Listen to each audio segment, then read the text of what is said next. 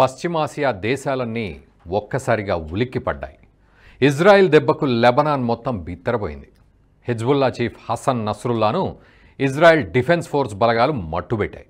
27వ తేదీ రాత్రి బాగా పొద్దుపోయాక జరిగిన దాడుల్లో నస్రుల్లాతో పాటు డజన్ల సంఖ్యలో హిజ్బుల్లా ఫైటర్లు హతమయ్యారు. బీరూట్లో నేలమాళిగల్లో ఉన్న హిజ్బుల్లా కార్యాలయంపై ఐడిఎఫ్ బలగాలు ఫైటర్ జెట్లతో టార్గెటెడ్ దాడులు చేశాయి. దాడి ఎలా జరిగింది, నస్రుల్లాను ఎలా మట్టుబెట్టారు తెలుసుకునే ముందు మీకు ఎన్హెచ్ ప్రైమ్ రిక్వెస్ట్. దేశానికి స్వాతంత్రం సిద్ధించిన తర్వాత జరిగిన తొలి స్కామ్ ఏంటో మీకు తెలుసా? ప్రపంచాన్ని ఆశ్చర్యానికి గురి చేసిన ఆపరేషన్ ఎంటబే గురించి ఎప్పుడైనా విన్నారా? ఇలాంటి ఎన్నో ఇంట్రెస్టింగ్ స్టోరీస్ కోసం stories that matter only on NH prime. Login and subscribe. ఇక స్టోరీకి వెళ్దాం. ఇజ్రాయెల్ దళాలు దాడులు చేసిన సమయంలో నస్రుల్లా హిజ్బుల్లా కార్యాలయంలోనే ఉన్నట్లు తెలుస్తోంది. ఏ క్షణమైనా తనపై దాడి జరగొచ్చని నస్రుల్లా ముందే ఊహించినట్టు అంతర్జాతీయ మీడియా కథనాలు వెల్లడిస్తున్నాయి. పేజర్ బాంబుల పేలుళ్ల ఘటన తర్వాత తీవ్ర భావోద్వేగానికి గురైన నస్రుల్లా ఇజ్రాయెల్పై ప్రతీకార దాడులకు వ్యూహరచన చేస్తున్న సమయంలోనే ఐడిఎఫ్ బలగాలు దాడి చేశాయని అల్ జజీరా వార్తా సంస్థ పేర్కొంది. ప్రపంచంలోనే బలమైన ప్రభుత్వేతర సైన్యాన్ని నడుపుతున్న హసన్ నస్రుల్లా ఆదేశిస్తే 1,00,000 మంది హిజ్బుల్లా ఫైటర్లు ప్రాణాలకు తెగించి యుద్ధ మైదానంలోకి దిగుతారనే పేరుంది.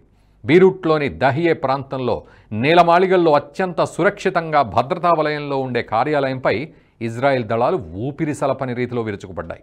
దాడి జరిగినప్పుడు నస్రుల్లాతో పాటు హిజ్బుల్లా సీనియర్ కమాండ్ నాయకులంతా అక్కడే ఉన్నారని ఐడిఎఫ్ ప్రకటించింది. దహియే ప్రాంతం హిజ్బుల్లాకు పట్టున్న ప్రాంతం కావడంతో దాడిని ఊహించలేదని కూడా ఇజ్రాయెల్ పేర్కొంది. పేజర్లు, వాకీటాకీల వరుస పేలుళ్ల సమయంలోనే హిజ్బుల్లాపై భారీ దాడి జరగనుందనే అంచనాలు వెలువడ్డాయి.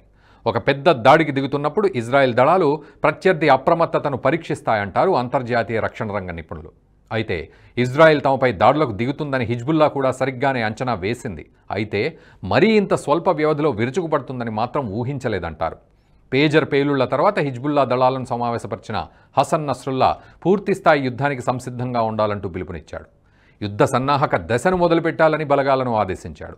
ఆయుధ సంపత్తిని రహస్య స్థావరాలకు తరలించాలని కూడా ఆదేశించాడు. టైమ్స్ ఆఫ్ ఇజ్రాయెల్ ఓ కథనంలో ఇది పేర్కొంది. అయితే నిత్యం హిజ్బుల్లాను వెంటాడుతున్న ఐడిఎఫ్ బలగాలు స్థావరాలకు తరలించిన ఆయుధాలను ధ్వంసం చేసేశాయి. సరిగ్గా వారం రోజుల క్రితం హిజ్బుల్లా కమాండర్ ఇబ్రహీం అకీల్ను మట్టుబెట్టాయి. హిజ్బుల్లాపై ప్రతీకార దాడి కోసం ఇజ్రాయెల్ 18 ఏళ్లుగా ఎదురు చూస్తోంది. మధ్యంతరంగా నిలిచిపోయిన 2006 యుద్ధం తర్వాత అదను కోసం వేచి చూస్తున్నాయి ఐడిఎఫ్ బలగాలు. లెబనాన్ యుద్ధంగా ఇజ్రాయెల్ హిజ్బుల్లా యుద్ధం 34 రోజుల పాటు జరిగింది. హిజ్బుల్లా పారామిలిటరీ బలగాలకు ఐడిఎఫ్ దళాలకు మధ్య జరిగిన ఈ యుద్ధం ఐక్యరాజ్య సమితి జోక్యంతో ముగిసింది. ఈ యుద్ధంలో కూడా ఇజ్రాయెల్ పైచేయి సాధించింది. 2006లో సరిహద్దుల దగ్గర హిజ్బుల్లా చేసిన దాడుల్లో అనేక మంది ఇజ్రాయెల్ సైనికులు చనిపోగా చాలామంది బందీలుగా చిక్కారు. అయితే అప్పటి ఇజ్రాయెల్ ప్రధాని ఎహుద్ ఓల్మార్ట్ యుద్ధానికి దిగారు. ఇజ్రాయెల్ ఇంత తీవ్రంగా స్పందిస్తుందని ముందే ఊహించి ఉంటే తాను ఈ దాడులకు దిగేవాడిని కానని హిజ్బుల్లా చీఫ్ హసన్ నస్రుల్లా అప్పట్లో అంగీకరించారు. 2006లో హిజ్బుల్లాతో జరిగిన చివరి యుద్ధం మధ్యలోనే నిలిచిపోవడంతో ఇజ్రాయెల్ రక్షణ దళాలు, మొసాద్ నిఘా సంస్థ భవిష్యత్తు యుద్ధానికి ప్రణాళికలు వేస్తూనే ఉన్నాయి. ఈ సుదీర్ఘ ప్రణాళికల ఫలితమే ప్రస్తుత దాడులుగా పేర్కొంటున్నారు నిపుణులు. లెబనాన్లోకి ప్రవేశించడం అనేది గాజాలో యుద్ధం చేసినంత సులభం కాదని ఇజ్రాయెల్ యుద్ధ వ్యూహకర్తలకు బాగా తెలుసు. ఇజ్రాయెల్ విషయంలో హిజ్బుల్లా ముందస్తు వ్యూహాలు రచిస్తూ వచ్చింది. 2006 తర్వాత హిజ్బుల్లా కూడా పూర్తి స్థాయిలో సన్నద్ధమవుతూ వచ్చింది. స్వదేశంలో బలంగా మారుతూ వచ్చింది. దాని కొండ ప్రాంతాలు యుద్ధ తంత్రానికి కేంద్రాలుగా మారాయి. గాజాలో హమాస్ తవ్విన సొరంగాలన్నింటినీ ఇజ్రాయెల్ ధ్వంసం చేయలేకపోయింది. దక్షిణ లెబనాన్ సరిహద్దుల్లో హిజ్బుల్లా గత 18 సంవత్సరాలుగా పటిష్టమైన రాతి నేలలో సొరంగాలు, స్థావరాలు సిద్ధం చేసుకుంది. ఇందులో ఇరాన్ అందించిన శక్తివంతమైన ఆయుధాలు కూడా దాచిపెట్టుకుంది. గాజాలో హమాస్కు సరఫరాలకు భిన్నంగా ఈ ఆయుధాలు నేరుగా సిరియా భూభాగం నుంచి లెబనాన్లోకి వస్తాయి. హిజ్బుల్లా దగ్గర దాదాపు 70,000 మంది యాక్టివ్ ఫైటర్లు, 60,000 మంది వరకు రిజర్వ్ బలగాలు ఉన్నాయి. హిజ్బుల్లా వద్ద 1,20,000 నుంచి 2,00,000 వరకు క్షిపణులు, రాకెట్లు ఉన్నట్టు అంచనా. వీటిలో చాలా మటుకు ఇజ్రాయెల్లోని అనేక నగరాలపై దాడి చేయడానికి అనుగుణమైన అన్గైడెడ్ ఆయుధాలు. గాజా తరహాలో లెబనాన్లోని పట్టణాలన్నింటినీ కూడా ధ్వంసం చేస్తుందనే భయంతో తన దగ్గరున్న ఆయుధాలన్నింటినీ హిజ్బుల్లా వాడే అవకాశం ఉంది. హిజ్బుల్లా తన మొత్తం ఆయుధాగారాన్ని ఖాళీ చేయాలనే ఉద్దేశంతో కూడా ఇజ్రాయెల్ పదే లెబనాన్పై దాడి చేస్తుండొచ్చు. ఒకవేళ ఇదే నిజమైతే భవిష్యత్తులో ఇక హిజ్బుల్లా బతికి బట్టగట్టే అవకాశం ఉండదు. అయితే ఇక్కడ ఇంకో సమస్య. హిజ్బుల్లా వద్ద మొత్తం ఆయుధాలను వాడటానికి ఇరాన్ ఒప్పుకోదు. హిజ్బుల్లా సాయుధ శక్తి ఎంతకాలం చెక్కు చెదరకుండా ఉంటే ఇరాన్కు అంతా మేలు. హిజ్బుల్లా నిరాయుధంగా మారితే ఇరాన్ అణుస్థావరాలపై ఐడిఎఫ్ బలగాలు విరుచుకుపట్టడం ఖాయం. హిజ్బుల్లాను రక్షణ కవచంగా వాడుకోవాలనుకునే ఇరాన్ వ్యూహం మొస్సాద్ ప్రతివ్యూహం దెబ్బకు విఫలం కాక తప్పదు. గతేడాది అక్టోబర్లో ఇజ్రాయెల్ హమాస్ యుద్ధం మొదలైన తర్వాత మొస్సాద్ పూర్తిస్థాయి యుద్ధానికి ప్రణాళికలు రచించింది. హమాస్తో యుద్ధం తీవ్రమైతే హిజ్బుల్లా కూడా తన వంతుగా ఘర్షణలో భాగమవుతుంది.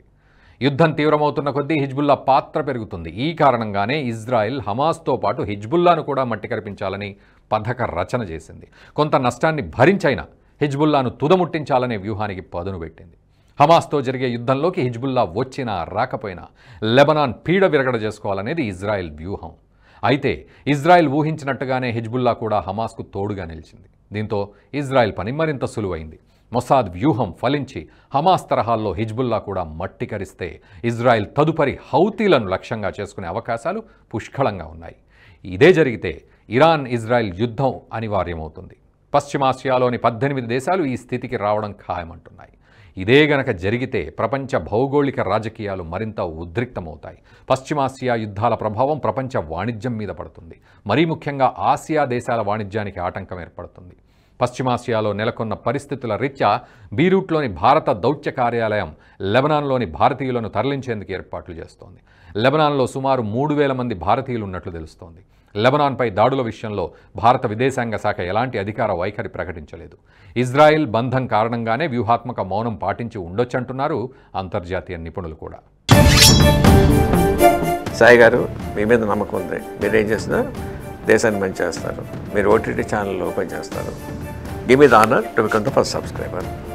Thank you sir. NH ప్రైమ్ని సబ్స్క్రైబ్ చేసుకుంటున్నందుకు first thank you very much sir.